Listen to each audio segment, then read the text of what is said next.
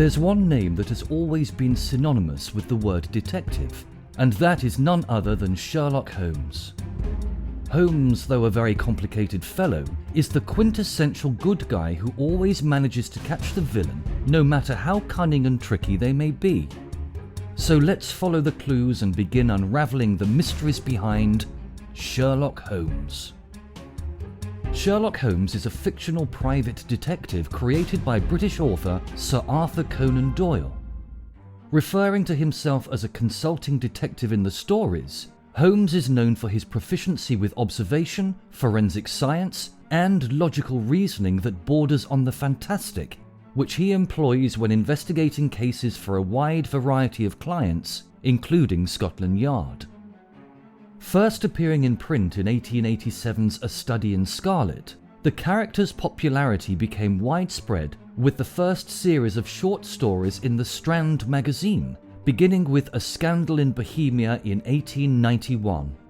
Additional tales appeared from then until 1927, eventually totaling 4 novels and 56 short stories.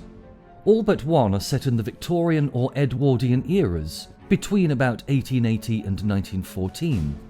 Most are narrated by the character of Holmes's friend and biographer, Dr. Watson, who usually accompanies Holmes during his investigations and often shares quarters with him at the address of 221B Baker Street, London, where many of the stories begin.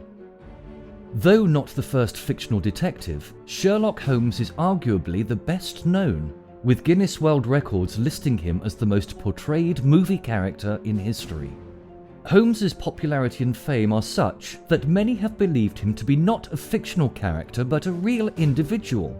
Numerous literary and fan societies have been founded that pretend to operate on this principle. Widely considered a British cultural icon, the character and stories have had a profound and lasting effect on mystery writing and popular culture as a whole, with the original tales, as well as thousands written by authors other than Conan Doyle, being adapted into stage and radio plays, television, films, video games, and other media for over 100 years. Edgar Allan Poe's C. Auguste Dupin is generally acknowledged as the first detective in fiction and served as the prototype for many later characters, including Holmes. Conan Doyle once wrote, "Each of Poe's detective stories is a root from which a whole literature has developed." Where was the detective story until Poe breathed the breath of life into it? Similarly, the stories of Émile Gaboriau's Monsieur Lecoq were extremely popular at the time Conan Doyle began writing Holmes, and Holmes's speech and behaviour sometimes follows that of Lecoq. Holmes and Watson discuss Dupin and Lecoq at the beginning of A Study in Scarlet. Conan Doyle repeatedly said that Holmes was inspired by the real-life figure of Joseph Bell, a surgeon at the Royal Infirmary of Edinburgh, whom Conan Doyle met in 1887 and had worked for as a clerk. Like Holmes, Bell was noted for drawing broad conclusions from minute observations.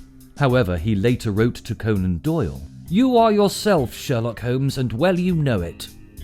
Sir Henry Littlejohn, Chair of Medical Jurisprudence at the University of Edinburgh Medical School, is also cited as an inspiration for Holmes. Littlejohn, who was also police surgeon and medical officer of health in Edinburgh, provided Conan Doyle with a link between medical investigation and the detection of crime. Other inspirations have been proposed, such as Maximilien Heller by French author Henri Cauvin. In this 1871 novel, 16 years before the first appearance of Sherlock Holmes, Henri Cauvin imagined a depressed, antisocial, opium-smoking polymath detective operating in Paris. It is not known if Conan Doyle read the novel, but he was fluent in French. Michael Harrison has suggested that a German self-styled consulting detective named Walter Scherer may have been the model for Holmes. Details about Sherlock Holmes's life are scarce in Conan Doyle's stories. Nevertheless, mentions of his early life and extended family paint a loose biographical picture of the detective. An estimate of Holmes's age in His Last Bow places his year of birth at 1854, the story set in August 1914 describes him as 60 years of age. His parents are not mentioned in the stories, although Holmes mentions that his ancestors were country squires. In The Adventure of the Greek Interpreter, he claims that his grandmother was sister to the French artist Vernet, without clarifying whether this was Claude, Joseph, Carl, or Horace Vernet. Holmes's brother Mycroft, 7 years his senior, is a government official. Mycroft has a unique civil service position as a kind of human database for all aspects of government policy. He lacks Sherlock's interest in physical investigation, however, preferring to spend his time at the Diogenes Club. Holmes says that he first developed his methods of deduction as an undergraduate. His earliest cases, which he pursued as an amateur, came from fellow university students. A meeting with a classmate's father led him to adopt detection as a profession, and he spent several years after university as a consultant before financial difficulties led him to accept John H. Watson as a fellow lodger. The two take lodgings at 221B Baker Street, London, an apartment at the upper north end of the street, up 17 steps. Holmes worked as a detective for 23 years, with physician John Watson assisting him for 17. They were roommates before Watson's 1888 marriage, and again after his wife's death. Their residence is maintained by their landlady, Mrs. Hudson. Most of the stories are frame narratives, written from Watson's point of view as summaries of the detective's most interesting cases. Holmes frequently calls Watson's writing sensational and populist, suggesting that it fails to accurately and objectively report the science of his craft. Sherlock Holmes says of John Watson's pamphlet in The Sign of the Four, "Detection is, or ought to be, an exact science, and should be treated in the same cold and unemotional manner. You have attempted to tinge it with romanticism, which produces much the same effect as if you worked on a love story into the fifth proposition of Euclid. Some facts should be suppressed, or at least a just sense of proportion should be observed in treating them. The only point in the case which deserved mention was the curious analytical reasoning from effects to causes by which I succeeded in unravelling it." Nevertheless, Holmes's relationship with Watson is his most significant relationship. When Watson is injured by a bullet, although the wounds turn out to be quite superficial, Watson is moved by Holmes's reaction. It was worth a wound. It was worth many wounds, to know the depth of loyalty and love which lay behind that cold mask. The clear, hard eyes were dimmed for a moment, and the firm lips were shaking. For the one and only time, I caught a glimpse of a great heart as well as of a great brain. All my years of humble but single-minded service culminated in that moment of revelation. Holmes's clients vary from the most powerful monarchs and governments of Europe, to wealthy aristocrats and industrialists, to impoverished pawnbrokers and governesses. He is known only in select professional circles at the beginning of the first story, but is already collaborating with Scotland Yard. However, his continued work and the publication of Watson's stories raises Holmes's profile, and he rapidly becomes well known as a detective. So many clients ask for his help instead of, or in addition to, that of the police that, Watson writes, by 1895, Holmes has an immense practice. Police outside London ask Holmes for assistance if he is nearby, even during a vacation. A Prime Minister and the King of Bohemia visit 221B Baker Street in person to request Holmes's assistance. The government of France awards him its Legion of Honor for solving a case. The King of Scandinavia is a client, and he aids the Vatican at least twice. The detective acts on behalf of the British government in matters of national security several times, and declines a knighthood for services which may perhaps someday be described. The first set of Holmes's stories was published between 1887 and 1893. Wishing to devote more time to his historical novels, Conan Doyle killed off Holmes in a final battle with the criminal mastermind Professor James Moriarty in The Final Problem, published in 1893 but set in 1891. Legend has it that Londoners were so distraught upon hearing the news of Holmes's death that they wore black armbands in mourning. However, there is no known contemporary source for this. The earliest known reference to such events comes in 1949. After resisting public pressure for 8 years, Conan Doyle wrote The Hound of the Baskervilles, which was serialized in 1901 to 1902, with an implicit setting before Holmes's death. In 1903, Conan Doyle wrote The Adventure of the Empty House, set in 1894. Holmes reappears, explaining to a stunned Watson that he had faked his death to fool his enemies. The Adventure of the Empty House marks the beginning of the second set of stories which Conan Doyle wrote in 1927. Holmes aficionados refer to the period from 1891 to 1894, that is, between his disappearance and presumed death in The Final Problem and his reappearance in The Adventure of the Empty House, as the Great Hiatus. The earliest known use of this expression is in the article Sherlock Holmes and the Great Hiatus by Edgar W. Smith, published in the July 1946 issue of the Baker Street Journal. In his last bow, Holmes has retired to a small farm on the Sussex Downs and taken up beekeeping as his primary occupation. The move is not dated precisely, but can be presumed to be no later than 1904, since it is referred to retrospectively in the second Stain, first published that year. The story features Holmes and Watson coming out of retirement to aid the war effort. Only one other adventure, The Adventure of the Lion's Mane, takes place during the detective's retirement. Watson describes Holmes as bohemian in his habits and lifestyle.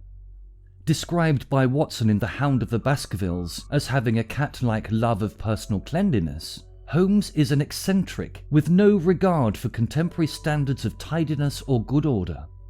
In many of the stories, Holmes dives into an apparent mess to find a relevant item.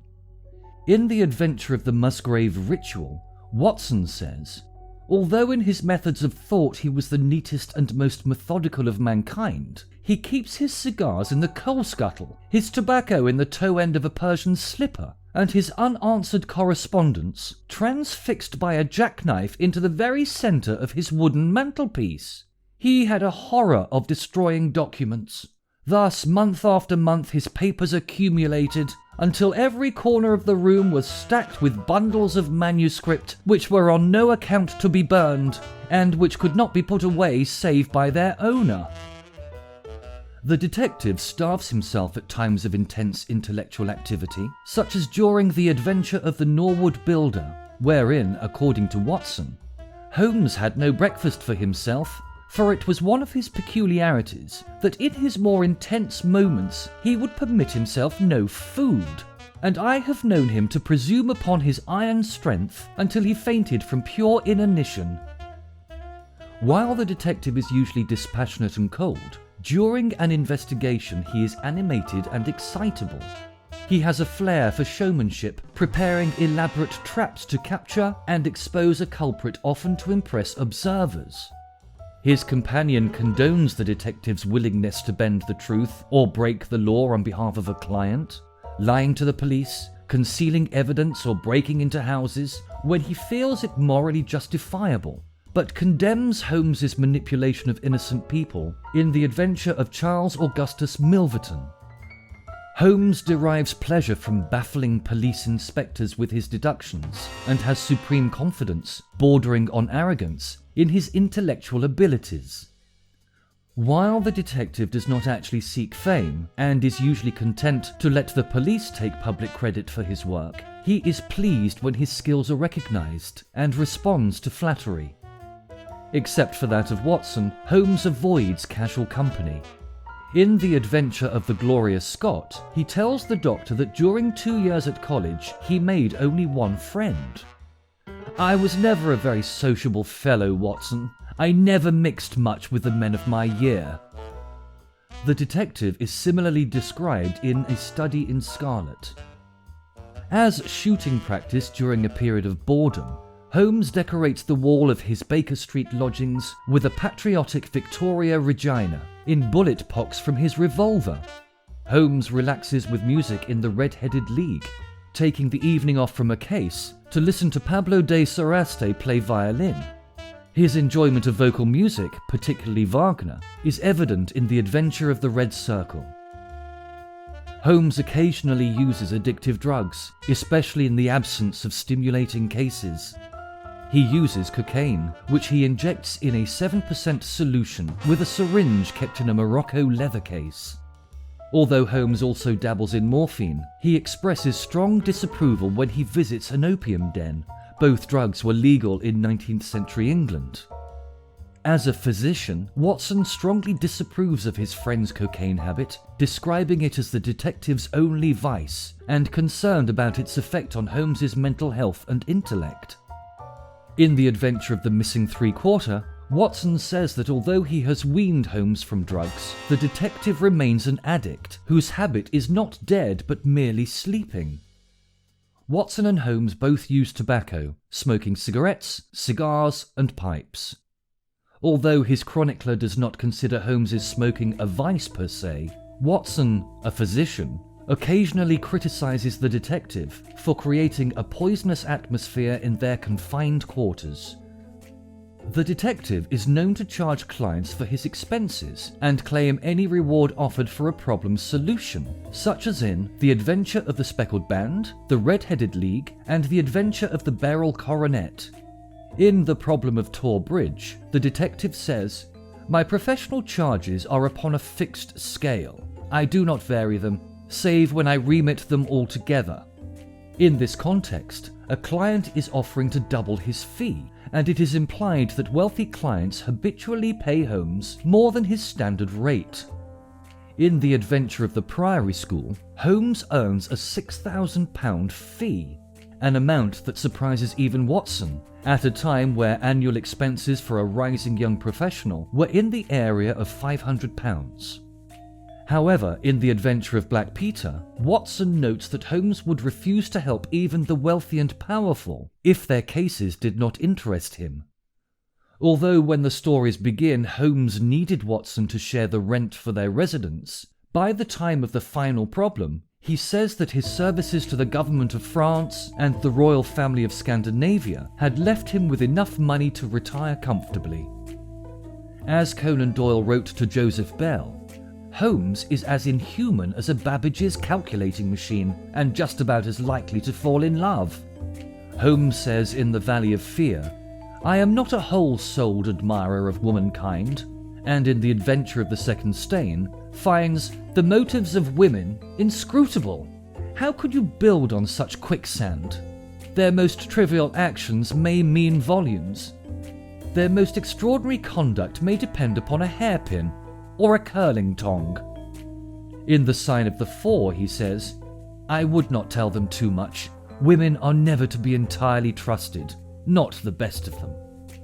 Watson says in The Adventure of the Copper Beeches that the detective inevitably manifested no further interest in the client when once she had ceased to be the center of one of his problems. In The Lion's Mane, Holmes writes, "Women have seldom been an attraction to me, for my brain has always governed my heart," indicating that he has been attracted to women in some way on occasion, but has not been interested in pursuing relationships with them. Ultimately, however, in The Adventure of the Devil's Foot, he claims outright that "I have never loved." At the end of The Sign of Four, Holmes states that "love is an emotional thing, and whatever is emotional is opposed to that true cold reason which I place above all things. I shall never marry myself lest I bias my judgment." Despite his overall attitude, Holmes is adept at effortlessly putting his clients at ease, and Watson says that although the detective has an aversion to women, he has a peculiarly ingratiating way with them. Watson notes in The Adventure of the Dying Detective that Mrs. Hudson is fond of Holmes because of his remarkable gentleness and courtesy in his dealings with women. He disliked and distrusted the sex, but he was always a chivalrous opponent. In The Adventure of Charles Augustus Milverton, the detective easily manages to become engaged under false pretenses in order to obtain information about a case, but also abandons the woman once he has the information he requires. Though the stories always refer to Holmes's intellectual detection method as deduction, he primarily relies on abduction, inferring an explanation for observed details. From a drop of water, he writes, a logician could infer the possibility of an Atlantic or a Niagara without having seen or heard of one or the other. In A Scandal in Bohemia, Holmes infers that Watson had got wet lately and had a most clumsy and careless servant girl. When Watson asks how Holmes knows this, the detective answers, "It is simplicity itself. My eyes tell me that on the inside of your left shoe, just where the firelight strikes it, the leather is scored by 6 almost parallel cuts. Obviously, they have been caused by someone who has very carelessly scraped round the edges of the sole in order to remove crusted mud from it. Hence, you see, my double deduction that you had been out in vile weather and that you had a particularly malignant boot-slitting specimen of the London slavey." In the first Holmes story, A Study in Scarlet, Dr. Watson compares Holmes to C. Auguste Dupin, Edgar Allan Poe's fictional detective who employed a similar methodology. Alluding to an episode in The Murders in the Rue Morgue, where Dupin determines what his friend is thinking, despite their having walked together in silence for a quarter of an hour, Holmes remarks, "That trick of his breaking in on his friend's thoughts with an apropos remark is really very showy and superficial." Nevertheless, Holmes later performs the same trick on Watson in The Adventure of the Cardboard Box, and again in The Adventure of the Dancing Men. This methodology allows Holmes to learn a stranger's occupation and other details. He observes the dress and attitude of his clients and suspects, noting skin marks such as tattoos, contamination such as ink stains or clay on boots, emotional state, and physical condition in order to deduce their origins and recent history. The style and state of wear of a person's clothes and personal items are also commonly relied on. In the stories, Holmes is seen applying his method to walking sticks, pipes, hats, and other objects. Holmes does employ deductive reasoning as well. The detective's guiding principle, as he says in The Sign of the Four and other stories, is when you have eliminated the impossible, whatever remains, however improbable, must be the truth. Despite Holmes's remarkable reasoning abilities, Conan Doyle still paints him as fallible in this regard, this being a central theme of The Adventure of the Yellow Face. Though Holmes is famed for his reasoning capabilities, his investigative technique relies heavily on the acquisition of hard evidence.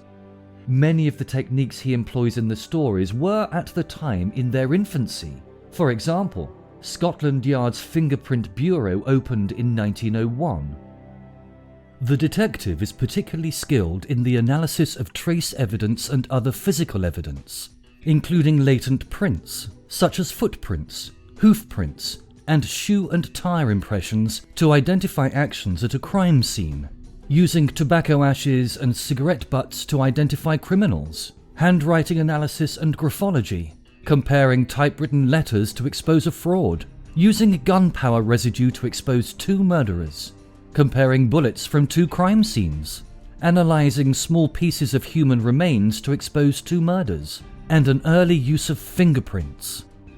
Because of the small scale of much of his evidence, the detective often uses a magnifying glass at the scene and an optical microscope at his Baker Street lodgings.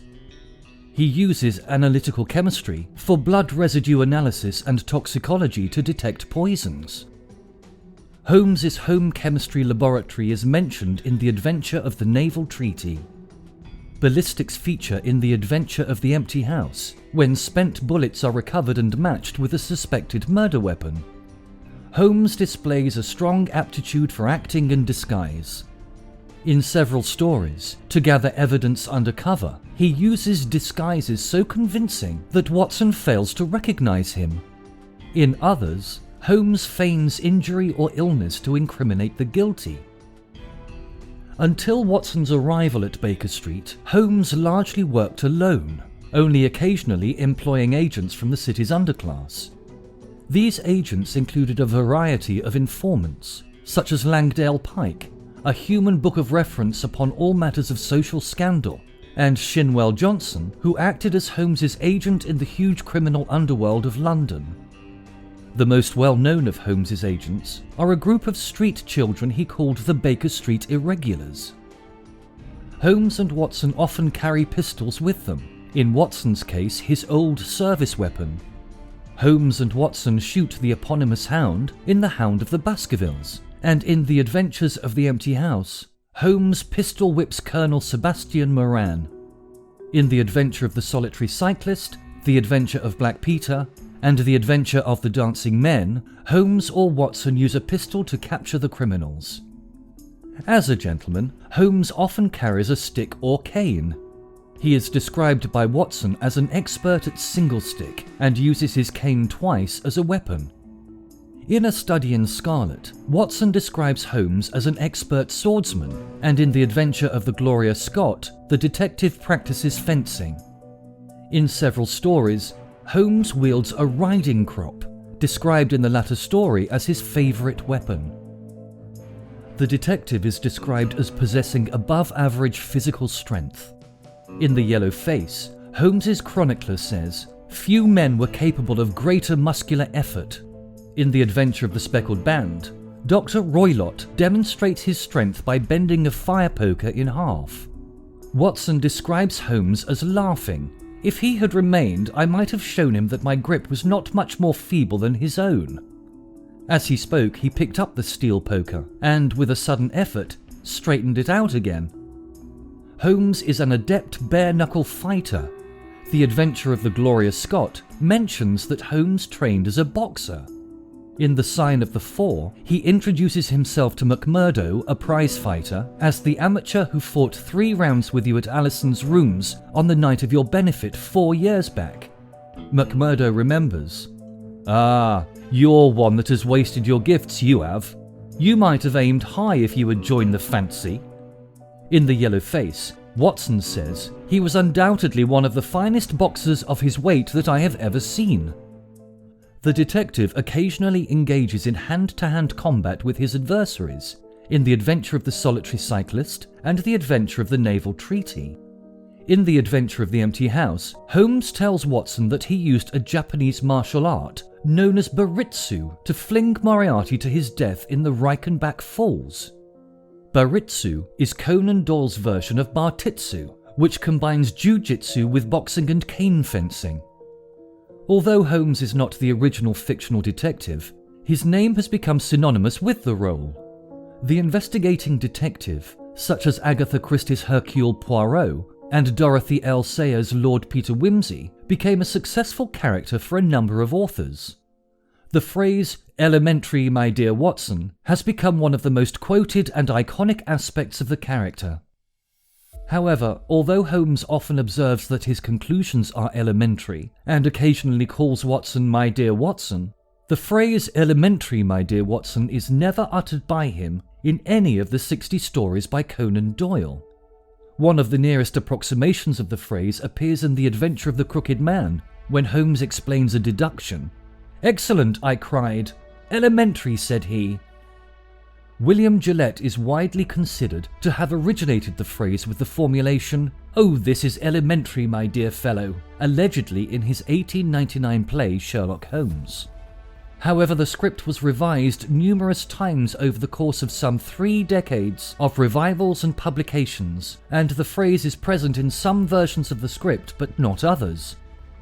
The exact phrase, as well as close variants, can be seen in newspaper and journal articles as early as 1909. There is some indication that it was cliched even then. The phrase, "elementary, my dear fellow, quite elementary," appears in P.G. Wodehouse's 1910 novel Smith in the City, and "elementary, my dear Watson, elementary" in his 1915 novel Smith, Journalist, neither spoken by Holmes. The exact phrase "elementary, my dear Watson" is used by protagonist Tom Beresford in Agatha Christie's 1922 novel The Secret Adversary. It also appears at the end of the 1929 film The Return of Sherlock Holmes, the first Holmes sound film.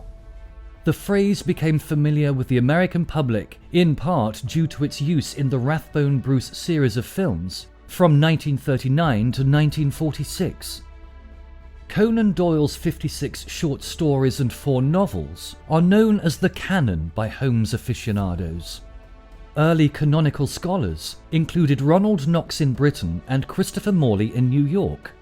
Morley founded the Baker Street Irregulars, the first society devoted to the Holmes canon, in 1934. The Sherlockian game, also known as the Holmesian game, the Great Game, or simply the Game, attempts to resolve anomalies and clarify details about Holmes and Watson from the canon. The game, which treats Holmes and Watson as real people, and Conan Doyle as Watson's literary agent, combines history with aspects of the stories to construct biographies and other scholarly analyses of these aspects. Ronald Knox is credited with inventing the game. One detail analysed in the game is Holmes's birth date.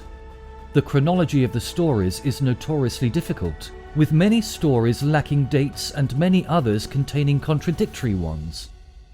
Morley and William Baring Gould, author of Sherlock Holmes of Baker Street, A Life of the World's First Consulting Detective, contend that the detective was born on the 6th of January 1854, the year being derived from the statement in his last bow that he was 60 years of age in 1914, while the precise day is derived from broader, non-canonical speculation. This is the date the Baker Street Irregulars work from, with their annual dinner being held each January.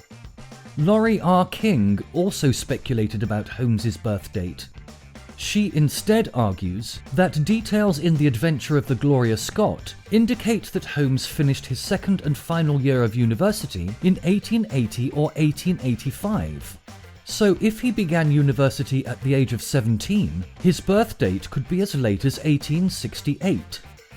Holmes's emotional and mental health have long been subjects of analysis in the game. At their first meeting, in A Study in Scarlet, the detective warns Watson that he gets in the dumps at times and doesn't open his mouth for days on end. Leslie S. Klinger has suggested that Holmes exhibits signs of bipolar disorder, with intense enthusiasm followed by indolent self-absorption. In 1934, the Sherlock Holmes Society in London and the Baker Street Irregulars in New York were founded. Both are still active, although the Sherlock Holmes Society was dissolved in 1937 and revived in 1951. The London Society is one of many worldwide who arrange visits to the scenes of Holmes's adventures, such as the Reichenbach Falls in the Swiss Alps. The two societies founded in 1934 were followed by many more, first in the US and then in England and Denmark. There are at least 250 societies worldwide, including Australia, Canada, India and Japan. Fans tend to be called Holmesians in Britain and Sherlockians in the United States. Though recently, Sherlockian has also come to refer to fans of the Benedict Cumberbatch BBC series, regardless of location. For the 1951 Festival of Britain, Holmes's living room was reconstructed as part of a Sherlock Holmes exhibition with a collection of original material. After the festival, items were transferred to the Sherlock Holmes, a London pub, and the Conan Doyle collection, housed in Lucens, Switzerland, by the author's son, Adrian. Both exhibitions, each with a Baker Street sitting room reconstruction, are open to the public. In 1990, the Sherlock Holmes Museum opened on Baker Street in London, followed the next year by a museum in Meiringen near the Reichenbach Falls dedicated to the detective. A private Conan Doyle collection is a permanent exhibition at the Portsmouth City Museum, where the author lived and worked as a physician. The London Metropolitan Railway named one of its 20 electric locomotives deployed in the 1920s for Sherlock Holmes. He was the only fictional character so honoured, along with eminent Britons such as Lord Byron, Benjamin Disraeli and Florence Nightingale. A number of London streets are associated with Holmes. York Mews South, off Crawford Street, was renamed Sherlock Mews, and Watson's Mews is near Crawford Place. In 2002, the Royal Society of Chemistry bestowed an honorary fellowship on Holmes for his use of forensic science and analytical chemistry in popular literature, making him, as of 2018, the only fictional character thus honoured. The popularity of Sherlock Holmes has meant that many writers other than Arthur Conan Doyle have created tales of the detective in a wide variety of different media, with varying degrees of fidelity to the original characters, stories and settings. According to the alternative Sherlock Holmes, Pastiches, Parodies and Copies by Peter Ridgway Watt and Joseph Green, the first known period pastiche dates from 1893. Entitled The Late Sherlock Holmes, it came from the pen of Conan Doyle's close friend J.M. Barrie. A common pastiche approach is to create a new story fully detailing an otherwise passing canonical reference, such as an aside by Conan Doyle mentioning the giant rat of Sumatra, a story for which the world is not yet prepared, in The Adventure of the Sussex Vampire. Other adaptations have seen the character taken in radically different directions, or placed in different times or even universes. For example, Holmes falls in love and marries in Laurie R. King's Mary Russell series, is reanimated after his death to fight future crime in the animated series Sherlock Holmes in the 20th Century, and is meshed with the setting of H.P. Lovecraft's Cthulhu mythos in Neil Gaiman's A Study in Emerald, which won the 2004 Hugo Award for Best Short Story. An especially influential pastiche was Nicholas Meyer's The 7% Solution, a 1974 New York Times best-selling novel, in which Holmes's cocaine addiction has progressed to the point of endangering his career. It was made into a film of the same name in 1976, and popularized the pastiche writing trend of incorporating clearly identified and contemporaneous historical figures, such as Oscar Wilde, Aleister Crowley or Jack the Ripper, into tales featuring Holmes, something Conan Doyle himself never did. In addition to the Holmes canon, Conan Doyle's 1898 The Lost Special features an unnamed amateur reasoner intended to be identified as Holmes by his readers. The author's explanation of a baffling disappearance argued in Holmesian style poked fun at his own creation. Similar Conan Doyle short stories are the early The Field Bazaar, The Man with the Watches, and 1924's How Watson Learned the Trick, a parody of the Watson-Holmes breakfast table scenes. The author wrote other material, especially plays featuring Holmes. Much of it appears in Sherlock Holmes the Published Apocrypha, edited by Jack Tracy, The Final Adventures of Sherlock Holmes, edited by Peter Haining, and The Uncollected Sherlock Holmes, compiled by Richard Lancelyn Green. In terms of writers other than Conan Doyle, authors as diverse as Anthony Burgess, Neil Gaiman, Dorothy B. Hughes, Stephen King, Tanith Lee, A. Milne, and P.G. Wodehouse have all written Sherlock Holmes pastiches. Notably, famed American mystery writer John Dixon Carr collaborated with Arthur Conan Doyle's son, Adrian Conan Doyle, on The Exploits of Sherlock Holmes, a pastiche collection from 1954.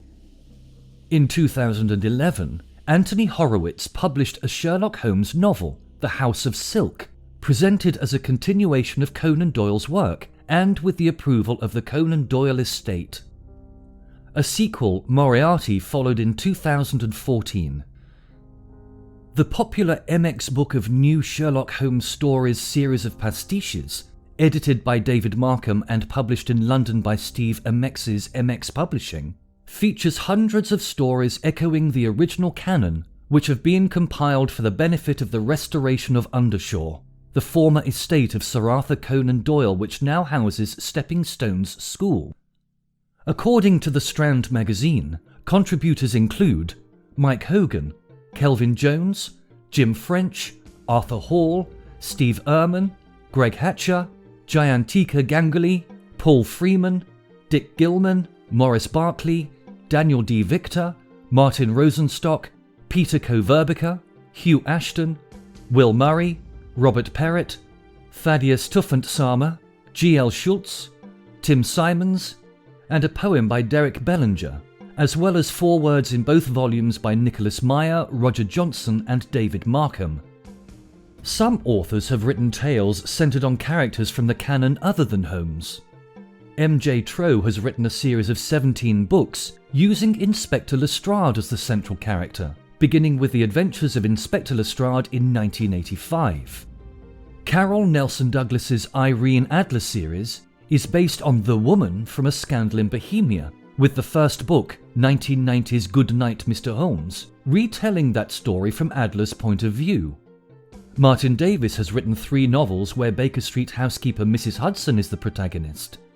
Mycroft Holmes has been the subject of several efforts: 1979's Enter the Lion by Michael P. Hodel and Sean M. Wright, a 4-book series by Quinn Fawcett, and 2015's Mycroft by former NBA star Kareem Abdul-Jabbar. John Gardner, Michael Kurland, and Kim Newman, amongst many others, have all written tales in which Holmes's nemesis Professor Moriarty is the main character.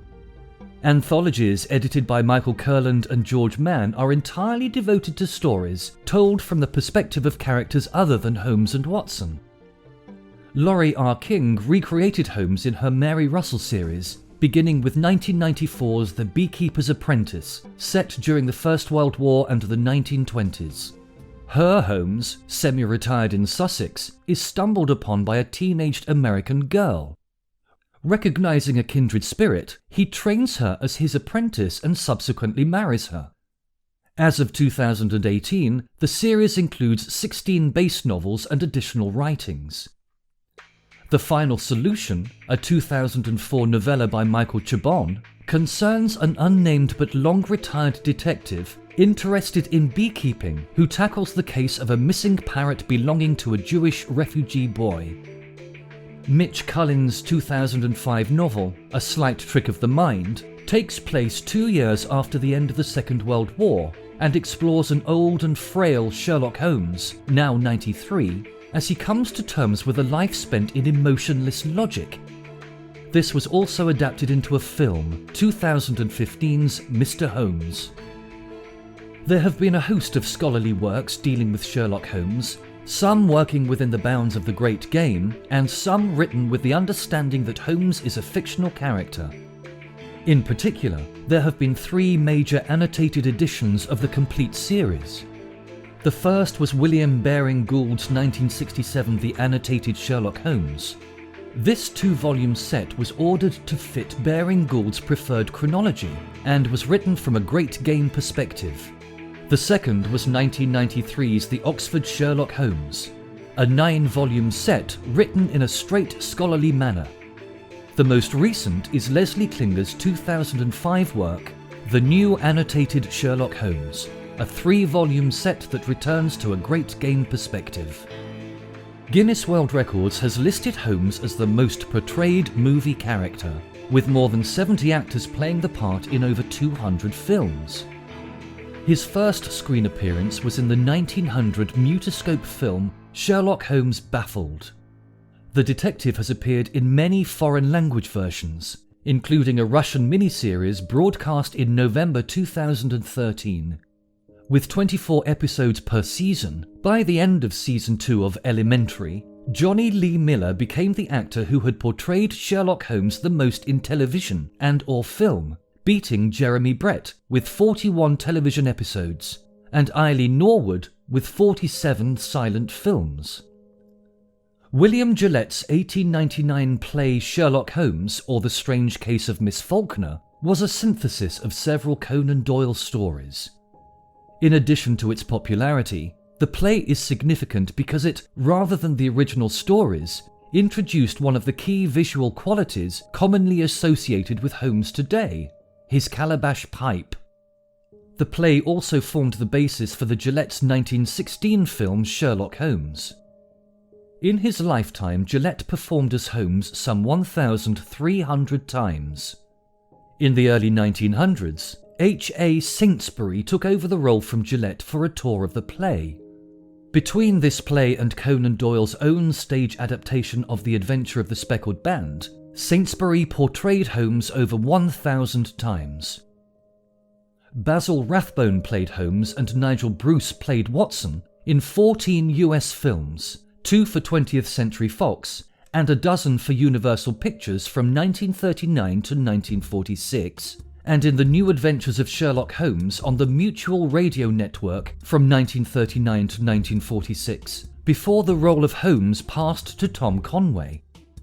While the Fox films were period pieces, the Universal films abandoned Victorian Britain and moved to a then contemporary setting in which Holmes occasionally battled Nazis.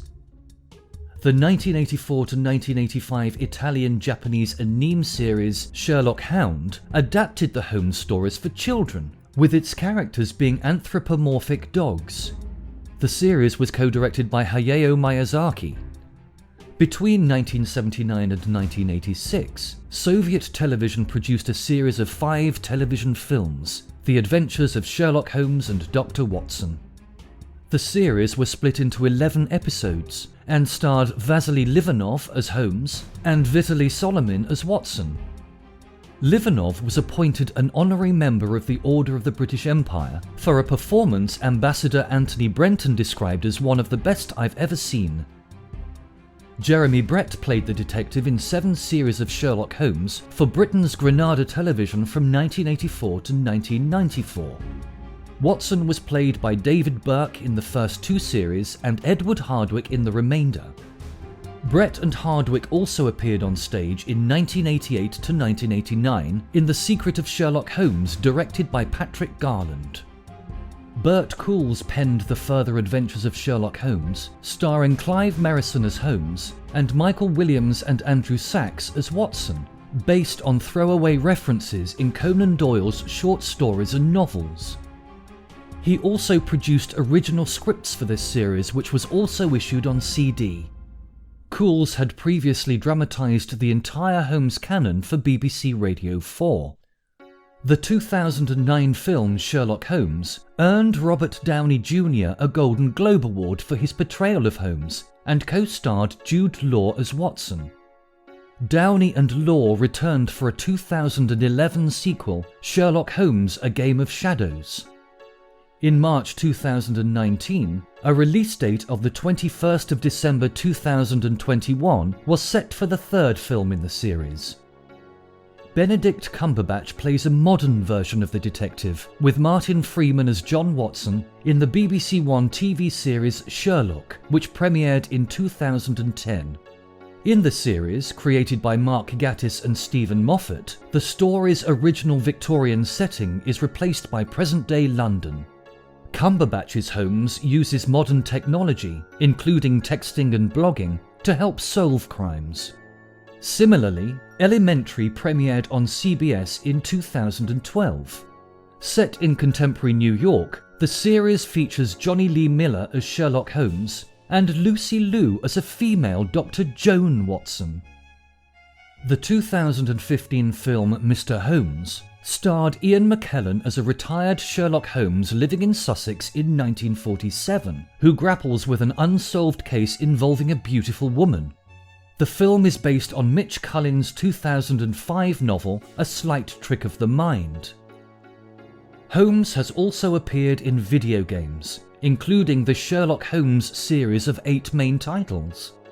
According to the publisher Frogwares, the series has sold over 7 million copies. Sherlock Holmes will forever be a part of the pop culture lexicon, and with good reason. He's as layered a character as they come that's both smart, funny, tough, and fascinating. Whether it be now or hundreds of years from now, as long as Sherlock Holmes is involved, the game will always be afoot.